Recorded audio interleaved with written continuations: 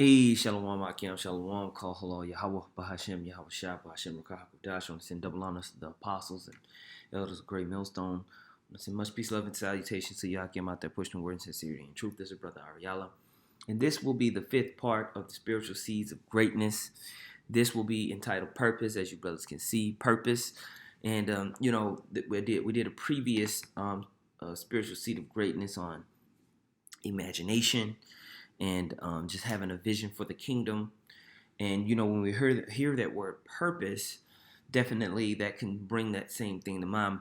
But when I want to talk about purpose, I want to talk about that driving force of why you do what you do. When you do have a vision for the kingdom, when you do want to be with the Lord, you want to be saved. That there's a driving purpose in your life, and that's where you start to really put things in place to actually make it an achievable goal.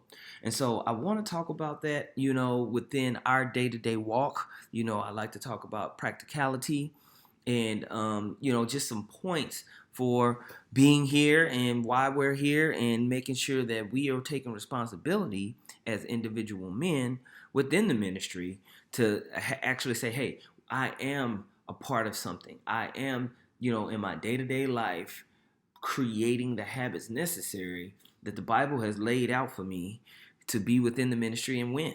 And so, first thing I want to read here concerning purpose is, there's 5 points that I want to make, for 4 or 5 points. The first one is, have you counted the cost?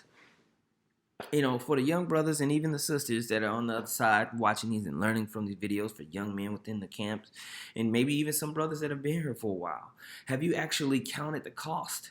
Have you actually considered that the Most High said this is something that you're putting your life up for? This is something that you're putting as a chief priority in your life. And you know and understand that this life that you live is just a side hustle compared to really what you want to do, which is be in the kingdom. Have you counted that cost? Have you counted the cost of the loss of outside relationships and building within the relationships in this ministry? Have you counted the cost of putting away some of the things that you might have desired in the world and putting on the elect and focusing on this? Have you counted that cost? When you read here in the book of Luke, it's an exclamation towards disciples. And it says in Luke 14:25, it says, and there were great multitudes with him. And he turned and said unto them, if any man come to me and hate not his father and mother and wife and children and brethren and sisters, yea, and his own life also, he cannot be my disciple. Okay, so all of these things you're putting away. You're putting away your legacy. You're putting away with, that intention in life here to follow Yahweh Bashem Yahushua. Have you considered that? Verse 27 says, and whosoever doth not bear his cross and come after me cannot be my disciple. For which of you, intending to build a tower, sitteth not down first and counteth the cost, whether he hath sufficient to finish it? Right?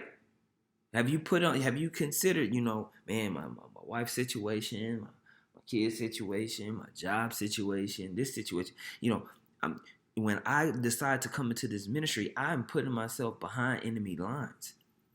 I have to have a mindset of losing those things so that I can focus on the ministry.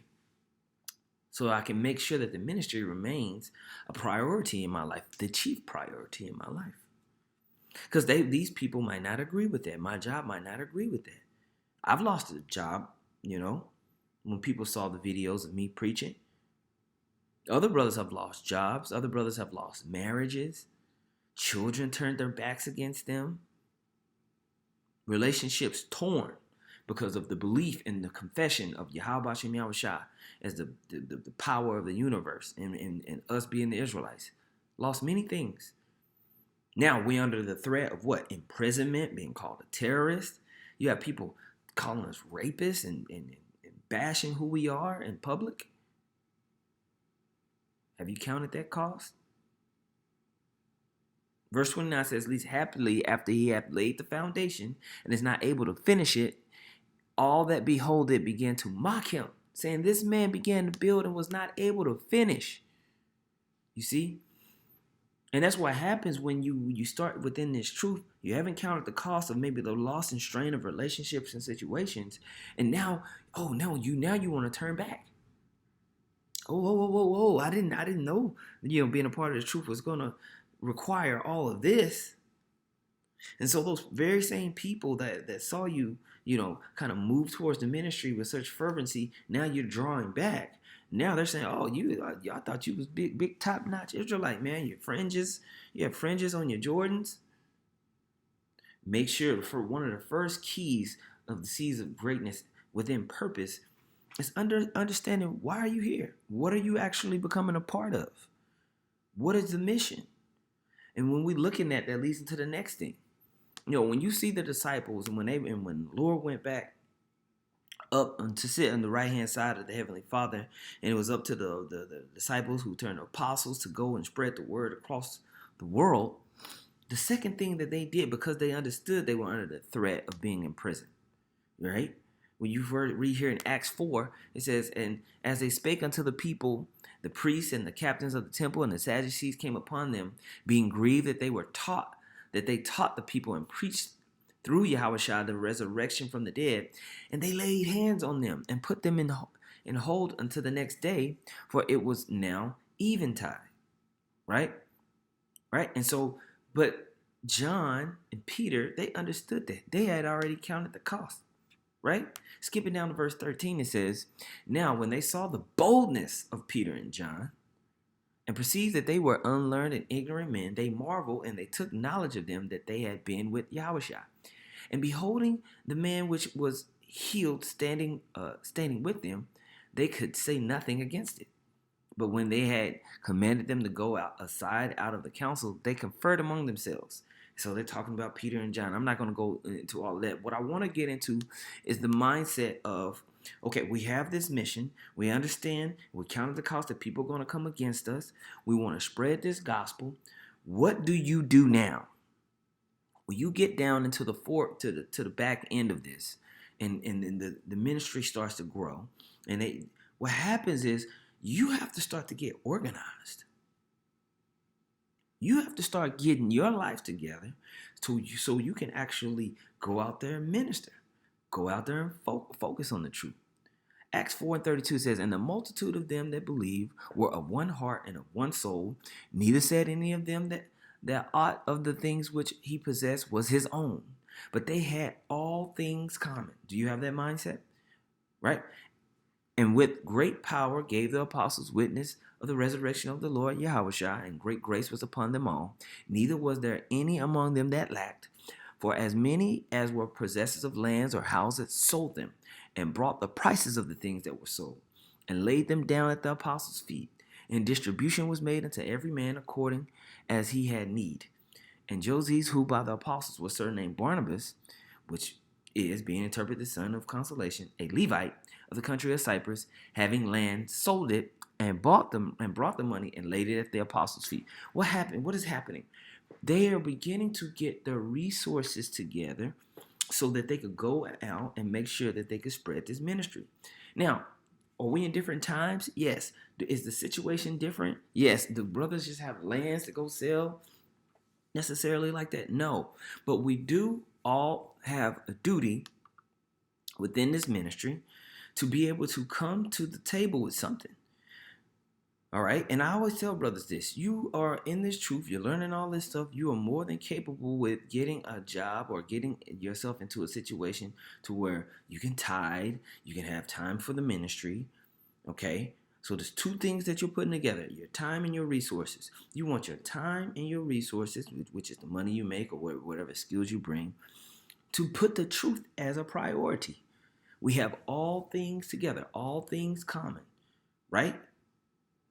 But if you refuse to get a job, you half-ass doing this, you spending 112 hours a week making $9 an hour at a warehouse job that's beating you down. You don't make camp. You're not ever at class. You're not ever attentive. You ain't got time for the ministry. You need to make sure that you're putting yourself in a position to where you can organize and prioritize your purpose. Okay? You want to be able to organize and prioritize your purpose. That's what they began to do when they began to start this apostleship and they start to go and be sent forth. They had to get organized. Okay, we got this money. Okay, you go here. Okay, you go travel there. You go teach these people. We gonna do this. We gonna do that. So when we read and we go to and we see them gathering everything together, we know Acts 5 talks about Ananias and Sapphira. When you go to Acts 6, it says, in those days, when the number of the disciples was multiplied, there arose a murmuring of the Grecians against the Hebrews because their widows were neglected in the daily ministration. Then the 12 called the multitude of the disciples unto them and said, it is not reason that we should leave the word of the Most High and serve tables. Wherefore, brethren, look ye out among you 7 men of honest report, full of the Holy Spirit and wisdom, whom we may appoint over this business. But we will give ourselves continually to prayer and to the ministry of the word. Within your camps, within what we got going on, we make sure we tie towards the camp. We make sure that we have ample resources that brothers can be taken care of. Why? So you can focus on the word of the Most High. You're not focused on putting out fires all the time. And if you are the fire to be put out all the time, you need to snap into a Slim Jim. You need to get your shit together. Because you're distracting from the word going out when brothers always having to counsel and figure out your situation and help you out every week. Man, I just need $50, I just need $25 gas money. I mean, get your shit together, man. Okay? Oh, I arguing with my mom, my baby mamas. I'm arguing with this person, fighting. Get your shit together, man. Get your stuff organized so you can put the ministry, so you can put your purpose as a priority. Okay? Budget your time, budget your resources. If you need to ask someone, one of the officers in your camp, how to go about doing that, if you need to counsel with somebody and go through maybe a life situation that's bothering you, the first thing, ignoring it is not going to help. Address the problems in your life. Get a game plan. Get it out of the way so you can focus on the ministry. Okay? Next point is once you get everything organized, there's a game plan that the Most High has for the men that's in the truth. It's the New Testament. When you go and read the New Testament, he's addressing the churches and how they function. So we can read these letters that he's writing to the churches and take out of it what we need to do. We are the extension of those ancient churches today. We are the churches. We are those, when you read from Acts all the way up, we're going through that same process of spreading this ministry. So take that doctrine, take that instruction and apply it. Here in 1 Thessalonians, the 5th chapter, in the 12th verse, it's talking about conduct, right? How we should be. Start to put these things into practice in your daily life. Declare these things. Get with the Most High's program. 1 Thessalonians 5:12 says, and we beseech you, brethren, to know them which labor among you and are over you in the Lord and admonish you, and to esteem them very highly in love for their work's sake, and be at peace amongst yourselves. So listen to your elders. Pay attention. Lock in. Right? 14. Now we exhort you, brethren. Warn them that are unruly. Comfort the feeble-minded. Support the weak. Be patient towards all men. Right? That's the purpose of these spiritual seeds of greatness. It's to actually literally address verse 14. Verse 15 says, see that none render evil for evil unto any man, but ever follow that which is good, both among yourselves and to all men. Rejoice evermore. Be thankful that you're a part of something that's great. Be thankful that you're a part of something that's going to change the world. Rejoice evermore. Verse 17. Pray without ceasing. Talk to Yahweh Shem Yahushua and be specific. Beg for what you need and be specific.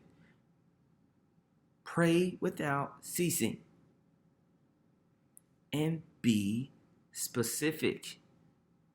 Ask the Most High, Yahweh Shem Yahushua, I need this. so I can give more glory, so I can serve you more. Whatever this is for you, so I can serve you more, so I can pour more into this. Okay? And you know, it talks about in the book of James about basically asking amiss. James 4:2 says, ye lust and ye have not, ye kill and desire to have, ye cannot obtain. You fight and war, yet ye have not, because ye ask not. Ye ask and receive not, because ye ask amiss, that ye may consume it upon your lust. It says that you ask amiss. You know, it's just there's no direction to it. All right, it's just all over the place, miserable, improperly, wrongly. Right? You ask the Most High, and there's a conceited selfishness within what you're asking for. It's not even anything that's edifying. We have to be mindful of that energy. We have to be mindful of that mindset. We have to check ourselves. Okay? The Most High is requiring of us to align ourselves with a specific way. All right? So you ask the Most High and be specific of what you need. Pray without ceasing, so that you can be a part of an edifying body. Verse 18 says in 1 Thessalonians 5:18, in everything give thanks, for this is the will of the Most High and Hamashiach Yahushua concerning you. Quench not the spirit. All right? Despise not prophesying. Prove all things. Hold fast to that which is good. Abstain from all appearance of evil. Okay? And in the very God of peace sanctify you wholly. And I pray the Most High, your whole spirit and soul and body be preserved blameless unto the coming of the Lord Yahushua HaMashiach. Okay? So get in where you fit into the framework, study the ministry, study what Paul was speaking to the churches as the functions of the body. All right? Be diligent within your purpose. When you have a purpose, you get into it. You get specific about it. You really get into it, like, man, you want it to work. So you study it. Study the letters to the churches and understand how things ebb and flow amongst a body or a group. Because when you are working within a body or group, what happens when you start to have a cohesive unit? What happens when multiple people have counted the cost? They got their time and their resources together so that they can focus on it. They're studying it. They're studying the matter or the duty that's necessary, and they get on one accord. What happens? What happens? The scripture says in Matthew 18:20, for where 2 or 3 are gathered together in my name, there I am in the midst of them. So what happens is there's exponential growth. Things move faster and smoother and with more cohesiveness. The purpose begins to compound on itself. When you have multiple people in that mindset and putting it together, that's why when you, for you brothers that have not been around the apostles and elders, I remember when we first met them. And I'm talking about not just Apostle Hart, Apostle Gabar, Apostle Rakab, Apostle Ramla. I'm talking about all the elders in New York. They moved in such a way that was such a cohesive unit. You could feel it. Like it was not even spoken. You could feel how well they worked together. Because you could tell that they were serious and they've been doing it for a long time. Everybody knew what they were supposed to do. They knew their roles. They knew how to help each other. They knew how to build with each other. It was just like, dang. We came back to Dallas like, man, we got to get our shit together. Cool. It was a whole nother level. It was a whole nother experience of how to work in this body as a group. And that's what you want. That's what you want to build within the church that you're at. But it's going to take a few things first. Counting the cost. getting organized with your time and your resources and making sure that you're putting it towards the ministry first, and you have a mindset for that, whether it's your house, whether it's your money, whether it's skill sets that you bring to the table. Why? That puts fires out so everybody can focus on the word. Knowing the program. you got to take time to learn the program of the business of the ministry. And now, as you come and you associate yourself, you unify yourself with like-minded men, the thing starts to become an engine. And the purpose starts to move forward with power. Right? In the book of Sirach, the 25th chapter, the first verse says, "In three things I was beautified, and I stood up beautiful both for the Most High and men, the unity of brethren, the love of neighbors, and a man and wife that agree together." These things are extremely important. But the main thing I want to talk about is the unity of brother and the love of neighbors.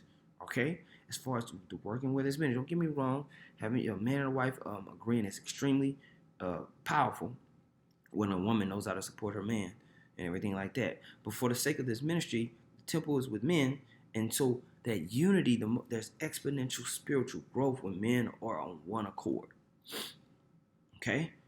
So that's a part of the seeds of greatness, is getting into that. Okay? Next point I want to make is, are your habits, you know what you're doing, we learn all this stuff, is your day-to-day habits. I'm talking about your day-to-day habit. We have the long-term vision of the kingdom. So you got to break that thing down into pieces. You got to break that down into, okay, day-to-day habits. You want your day-to-day habits to center around your purpose. You want to have a schedule of things and getting your calendar together to where you know that you're pouring into yourself. Elder Yashawamba, a couple weeks ago, he felt like things were getting kind of lackadaisical. He said, hey, we're going back to reading assignments. Brothers that's been in here 10, 15 years, we're going back to reading assignments. We're going to make sure that we have daily habits that keep our mind on the ministry, that keep our mind on our purpose. So you're intentionally reading, listening, and associating and communicating with people that are in the ministry. You're intentionally reading something in the scriptures and learning. You're listening to videos and you're tuning into the lessons. I highly suggest the men that are in particular camps, listen to your camp head. That should be a part of your weekly routine, is listening to your camp head's videos. I watch Yashawamba's videos. That's the leader of the Dallas group, so I can be in one accord with him. Okay, then you're going to listen to the apostles and elders. Okay, these are the people that are the visionaries for the whole group. The Most High is pouring into them. Okay, and then of course, brothers have been trained up and taught in the word. And so you click on any Great Millstone video, you're gonna come up on a level. Okay, and then are you reclusive? Are you all off on doing something away from everybody else? That's something that you want to be mindful of. That's something that you want to consider, because those three things is going to keep you within your purpose. It's going to keep you within keeping a mindset of, okay, this is what's the most important thing. Kingdom of heaven, kingdom of heaven, kingdom of heaven. Okay, so here in 1 Corinthians, the 9th chapter, and the 24th verse, it says, "Know ye not that they which run in a race run all, but one receiveth the prize. So run that you may obtain." Are you running that you may obtain the prize? Are you making sure that you're putting your best foot forward? We all have to consider this and be self-aware. We all go up and, have our issues, right? "And every man that striveth for the mastery is temperate in all things, that they do it to obtain a corruptible crown, but we an incorruptible." Right? "I therefore so run, not as uncertainly, so fight I, not as one that beateth the air." Right? So you're reading the gospel, you're listening, you're associating, and it's centering you around what? Winning in a particular way. The Most High has a particular way that the elect are going to move, and he wrote it down. So we're not fighting as one that beateth the air. We know the game plan. We know we're not going as uncertainly. right? Verse 27 says, but I keep under my body and bring it into subjection, lest that by any means, when I have preached to others, I myself should be a castaway. So we're not winging it. We're not just winging it. We have systems put in place in order to achieve the goal, right? And that leads to the last point.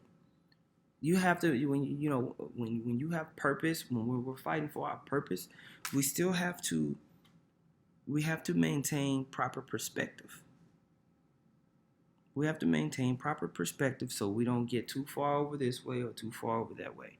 We know how to be a base. We know how to abound. We know, we go through all of these things. But the mindset, when you read here in Philippians 3, let's go to 12. It says, not as though I had already obtained, right? Either were already perfect, but I follow after it, that I may apprehend that which also I am apprehended of Hamashiach Yahushua. Brethren, I count not myself to have apprehended, but this one thing I do, forgetting those things which are behind and reaching forth unto those things which are before. I press toward the mark for the prize of the high calling of the Most High in Hamashiach Yahushua. Okay? All right? So we're pressing toward the mark. There's a day-by-day pressing towards that mark. The perfection is in the process. The perfection is in you diligently, you see a staircase, you want to get to the top of the staircase. If you just staring at the top of the staircase, very likely you're going to trip on the step that's right next in front of you. Understand that these steps is going to take you to the top, but focus on the next step. And then you keep stepping, you keep stepping, you keep stepping, you keep stepping, you keep stepping. Eventually, you're going to look down and realize, whoa, we're at the top of the staircase. That's crazy. Okay? The perfection is in the process, right? It's not that you have apprehended. You know that every single day, there's a 1% better, getting a little bit better. Verse 15 says, let us therefore as many as be perfect be thus minded. And if anything ye be otherwise minded, the Most High shall reveal even this unto you. Nevertheless, whereto we have already attained, let us walk by the same rule, let us mind the same thing. There goes that unity again. Okay? So, we're every single day going through that process of making sure that we're building closer towards that ultimate, achievement. We have that purpose that's driving us to become better ministers, to become better brothers, to, better men of the Lord. This is the school of the prophets. Great Millstone is the school of the prophets. These are the company of prophets. Okay? And so there's a whole different energy versus some type of, life of the rich and famous Israelite lifestyle that the other groups are trying to create. They're trying to create these Israelite communities in Babylon. We're not doing that. This is a whole different mission when you cross over into Great Millstone. This is the school of the prophets. Understand your purpose. Understand why you're here. We talked about wisdom. We talked about being apt. Learn, what are you apt at? What gift has the Most High given you to bring to the table? Understand that strength. Count the cost. Get organized. Okay? Know the program of the churches. Get unified. Okay? Get unified. And understand that it's a progressive process. Know your day-to-day goals that's going to get you to the ultimate end. All right? So, Lord willing, this was edifying, brought something to the table for somebody, out there to edify somebody, man. Once again, I want to say, call hello, Yahweh, Bahashim, Yahweh, Shabbat, Hashem, Dash. Double honors to the apostles and elders of Great Millstone. Much peace, love, and salutations to you. I'm out there pushing the words of sincerity and truth, man. Let's keep it pushing. Shalom.